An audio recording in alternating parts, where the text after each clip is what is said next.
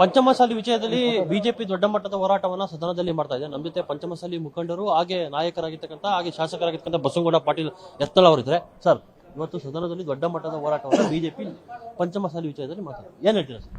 ನೋಡಿ, ನಾವು ಕೇವಲ ಪಂಚಮಸಾಲಿ ಸಲುವಾಗಿ ಹೋರಾಟ ಮಾಡ್ತಾ ಇಲ್ಲ ಮತ್ತು 2D ಏನು ನಾವು ಬೇಡ್ತಾ ಇಲ್ಲ. ಮುಖ್ಯಮಂತ್ರಿಗಳು ರಾಜ್ಯದ ಜನರನ್ನ ಹಿಂದುಳಿದ ಸಮುದಾಯಗಳನ್ನು ತಪ್ಪು ಹಾದಿಗಿಳಿತಾ ಇದ್ದಾರೆ. ನಾವು ಎಲ್ಲಿನೂ 2Aದಲ್ಲಿ ಹಿಂದುಳಿದ ಸಮಾಜಗಳಿಗೆ ಇರುವಂತಹ 2Aದ 15% 104 ಸಮುದಾಯಗಳ ಒಂದು ಇದನ್ನು ಕಸ್ಕೋಲಿಕ್ಕೆ ನಾವು ತಯಾರಿಲ್ಲ. ಏನು ಸಂವಿಧಾನ ವಿರೋಧಿ ಆದಂಥ 4% ಏನು ಮುಸ್ಲಿಮರು ಕೊಟ್ಟಾರಲ್ಲ, ಅದು ಅಸಂವಿಧಾನಿಕ ಅಂತ ಹೇಳಿ ಸುಪ್ರೀಂ ಕೋರ್ಟ್ ಹೇಳಿದೆ. ಮೊದಲೇನಿತ್ತು ಎಲ್ಲ 3B ಅಂತ ಹೇಳಿ ಮಾಡಿ ನಮಗೇನು 5% ಕೊಟ್ಟಿದ್ರಲ್ಲ ಲಿಂಗಾಯತರಿಗೆ, ಉಳಿದೆಲ್ಲ ಜನಾಂಗ, ಅದನ್ನೇ ಇವತ್ತು 2D ಮಾಡಿದ್ದಾರೆ.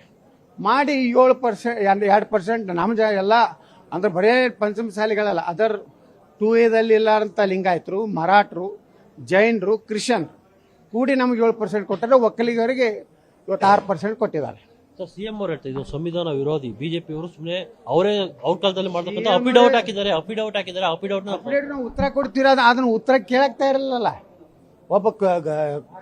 ಒಬ್ಬ ಗ್ರಾಮೀಣ ಮಂತ್ರಿ ಇವತ್ತು ಯಾರು ಹೋಮ್ ಮಿನಿಸ್ಟರ್ ಉತ್ತರ ಕೊಡ್ಬೇಕು, ಯಾರು ಕೊಡ್ಬೇಕು?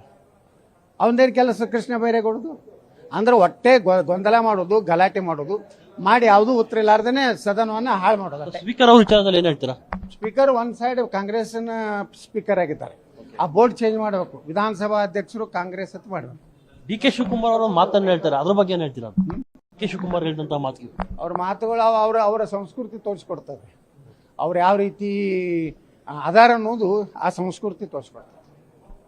ಇದಿಷ್ಟು ಬಸವನಗೌಡ ಪಾಟೀಲ್ ಯತ್ನಾಳ್ ಅವರ ಮತ್ತು ಕ್ಯಾಮರಾಮನ್ ಪ್ರಶಾಂತ್ ಜೊತೆ ರಾಘವೇಂದ್ರ ಪವರ್ ಟಿವಿ.